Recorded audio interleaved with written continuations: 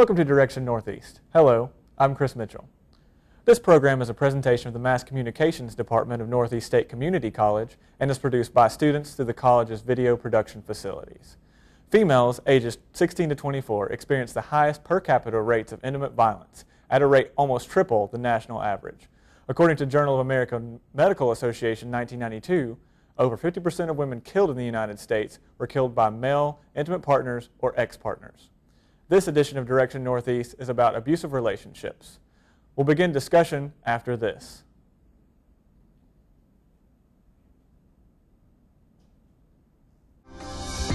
Northeast State's a wonderful place to start your career in college, and the campus is beautiful, the teachers are one-on-one. It was an excellent decision to come to Northeast State. I've learned so much coming here. I love the school, and everyone is friendly here. This has been the best time of my life. I have really enjoyed being here. I think if it hadn't been for Northeast, then I wouldn't feel as happy and as driven if I chose another school. Step by step, Northeast State is here to get you there. Enroll now at northeaststate.edu. As we mentioned, on tap for this program is a look at the nature of abusive relationships. Part of that discussion will focus on the Red Flag Project. That organization works to create awareness among teens and young adults about the pervasive nature of abuse. With us today are two guests, Ms. Laura Weaver of the Crisis Center and Ms. Fredia Toombs of Abuse Alternatives. Ladies, welcome to our show. Thank you. Thank you. And if you'll tell us a little bit about your respective organizations, Ms. Weaver. So I work at the Crisis Center, and we're located in Bristol, and we have a variety of services available. We have our 24-hour crisis hotline. We provide advocacy services to victims of sexual assault and domestic violence. We have a Just Checking program where we call elderly or homebound individuals in the Bristol area each day just to check on them and say hi. We also provide education on issues relating to sexual violence and domestic violence to anyone in the area who's interested in giving us 30 minutes or 2 days or anything in between to educate the population on the services available and the warning signs and things like we're going to talk about today. Okay, and Ms. Toombs, if you could tell us a little bit about your organization as well. I'm the community educator for Abuse Alternatives. It's centrally located in Bristol, Tennessee. We have an emergency shelter, we have a hotline, we also do batters intervention programs. We also have an outreach office, and we also do community education. Okay. First of all, could you define abuse for us? I would say abuse is when someone exerts power and control over another person. Okay. Ms. Weaver, anything? Yeah, it's that exerting control in a way that could look, it could be sexual abuse, or it could be physical, or verbal, or emotional, but really, the part that makes it abuse is exerting control and causing harm. Yes. Right. Well, obviously, abuse can take many different forms. How do you know if you're being abused? You want to start that? I would say look for the warning signs of abuse. Typically, someone that angers easily, someone that would blame you instead of taking blame for things that happen in the relationship themselves. That's a big warning sign. Yeah, and I mean, if you're in a relationship that isn't equal, if there's a power differential there, then sometimes that's okay and can be healthy. But if that power differential is being abused in a controlling way, or maybe you begin to realize that you're isolated from friends and family that used to be important to you, or maybe you're not feeling valued and maybe you're being disrespected in your relationship, then those might be some of those warning signs too. Yeah, I would say you have rights in your relationship, like she said. Yeah. Could you further define some of those rights for us? You know?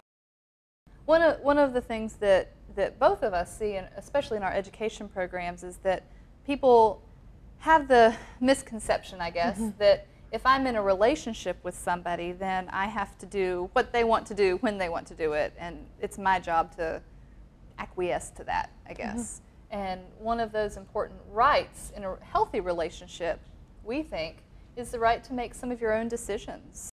Let me ask you this. I mean, is abuse limited to just heterosexual couples? I mean, absolutely not. You know, when we're talking about dating violence, abuse isn't limited in any way except for if you're dating. So if you're dating someone, Right. that you could find yourself in an abusive relationship there. But what's also true is that abusers don't always only abuse their dating partner. You know, if I'm an abuser, I might abuse my friend Fredia as well. You know, Exactly.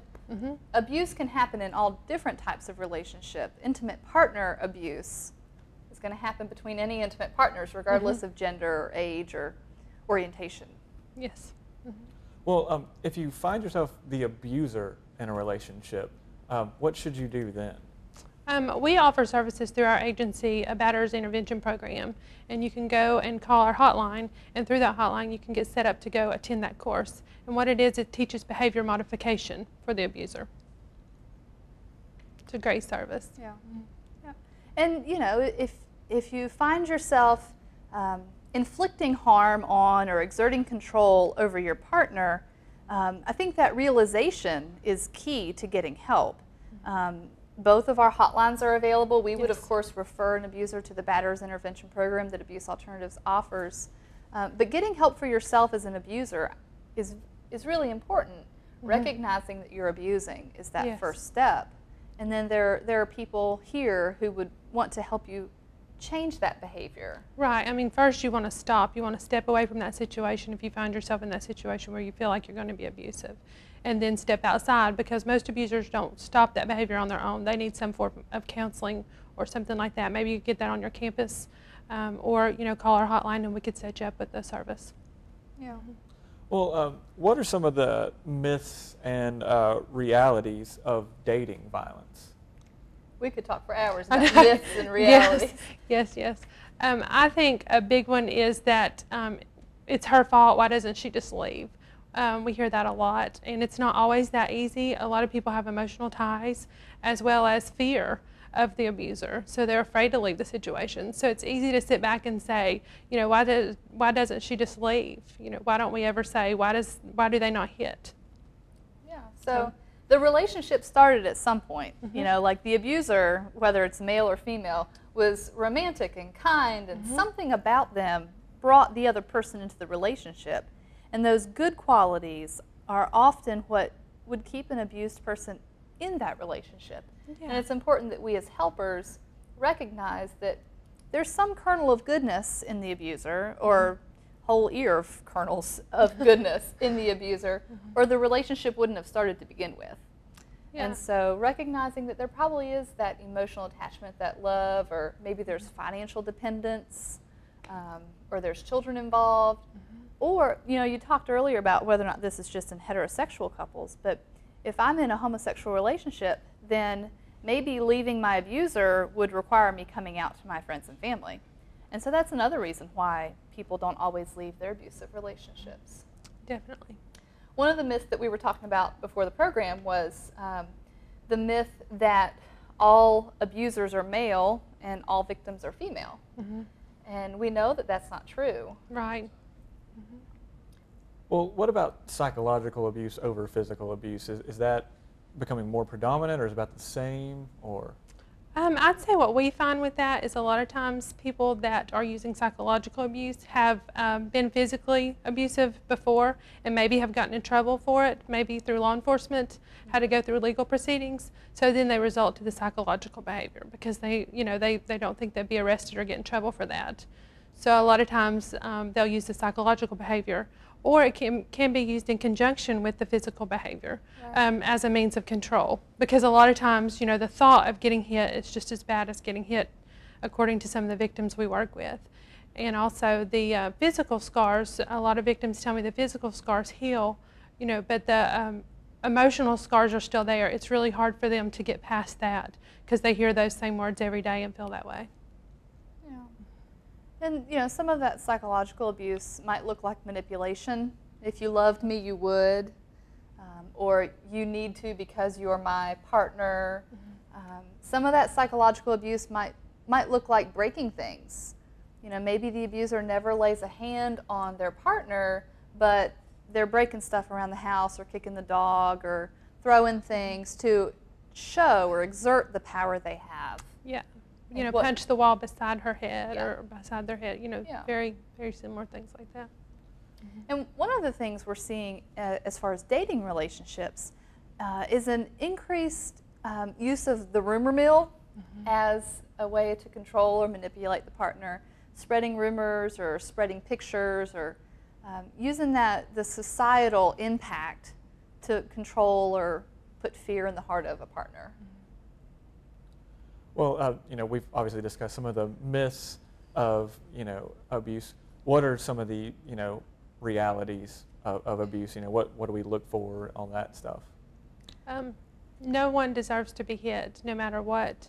A lot of people will think that the relationship, one person precipitates the behavior of another, and that's not the case. No one deserves to be hit. So that's a big one that I see. I think it's also important for us to recognize as a society that dating violence or sexual violence or any kind of interpersonal violence doesn't have any limits as far as socioeconomic class or education or gender or orientation. That abuse is an abuse of power in a relationship can happen in middle school, in high school, in people our grandparents' age, our parents' age, our age. It's not something that we can just pinpoint to a specific group of people. It's really those warning signs that we were talking about earlier. Right. I'd say another reality of abuse that we need to recognize is that, generally speaking, people don't make this stuff up. If somebody calls our hotline or comes to you as a friend and says, this is happening in my relationship, there's not really a good reason to make that stuff up. And so one of the realities is that us believing the person at risk or the person in that relationship will be the first step towards making it possible for them to heal and empowering them to take a step to change that. So we have responsibility too, I think. Definitely. As helpers and bystanders. Yes, first and foremost, believe them and then help them find resources to help themselves.